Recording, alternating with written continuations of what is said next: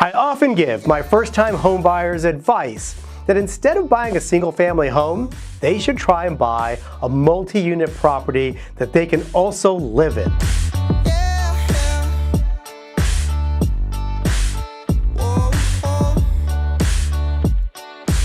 Now this would be a 2 to 4 unit property that if they purchase it, they can also live in it and generate income.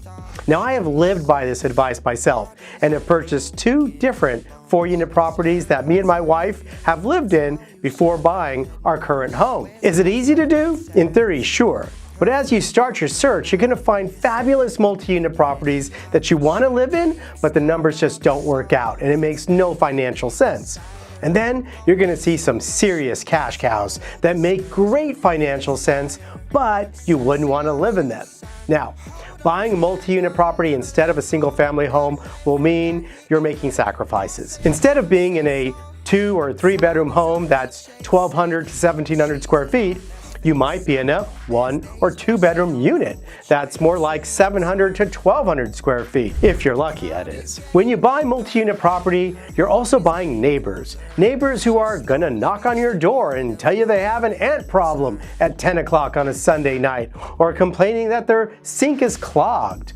But these neighbors are also gonna hand you checks every month for thousands of dollars. We call those neighbors tenants. If this information is helpful or interesting to you, hit the like and subscribe button so you don't miss any future information. A multi-unit property also may not be in your first choice neighborhood. Because of zoning regulations, 2 to 4 unit properties are usually among other 2 to 4 unit properties and not in neighborhoods full of single family homes. When we bought ours, we were newly married without kids and we looked at the sacrifices we were making as fun challenges. Some of the tenants that we met at those buildings went on to become great friends, and I actually sold several of them homes over the years. The point is, wonderful relationships were created from living in our multi-unit properties. So how about today? Can it be done today? Let's look at a couple of very recent examples. Here's a property in Silver Lake on Hidalgo Street that was 4 units.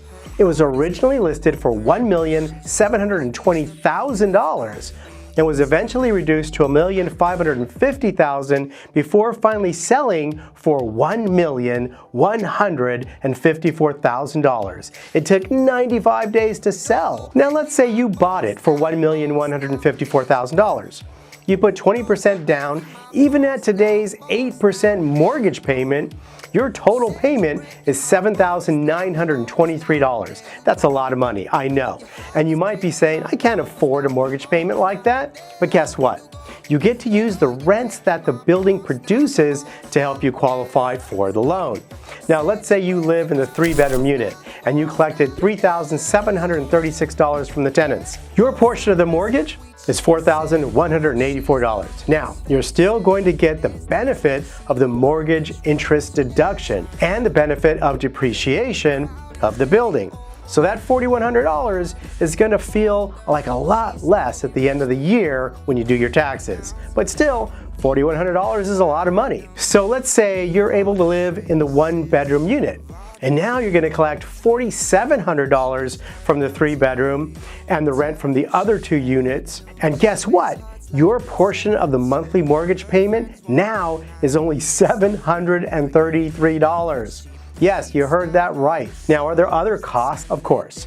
You may have to pay a relocation fee to that tenant to be able to move in. And you'll probably be paying the water bill for the whole building every single month. And you will have maintenance as the owner of the building. But are you better off paying $733 as your portion of the mortgage payment, plus all those other expenses, or paying for the entire mortgage and expenses of a single family home? Here's another example on Alice Street in Cypress Park.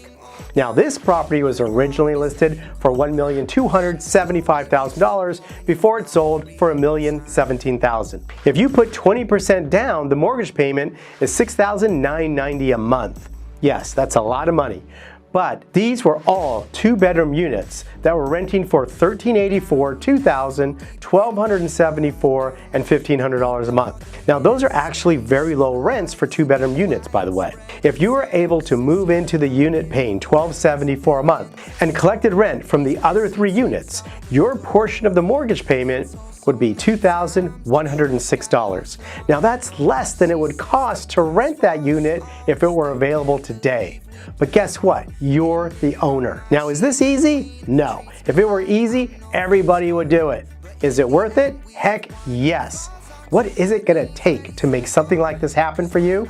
Well, it's going to take rolling up your sleeves and putting in some work with the real estate agent who knows what he's doing and is here to help you. It's going to be working with a lender who's here to help you.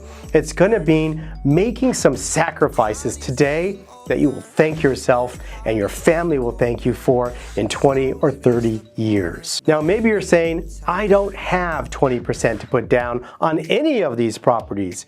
Well, guess what? You can use an FHA loan to purchase a multi-unit property and put 3 to 5% down. The max loan on a 2-unit property is $1,394,000. For a 3-unit, it's $1,685,000. And guess what? For a 4-unit property, it's $2,095,000. Yes, the mortgage payment's going to be higher and less properties will actually pencil out, but it's still doable.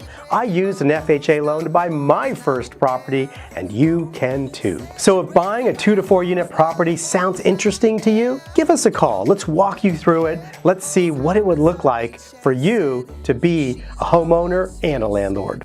There's days where she don't know which way to turn. The crowd is getting older, my heart is getting colder. She slowly reached the point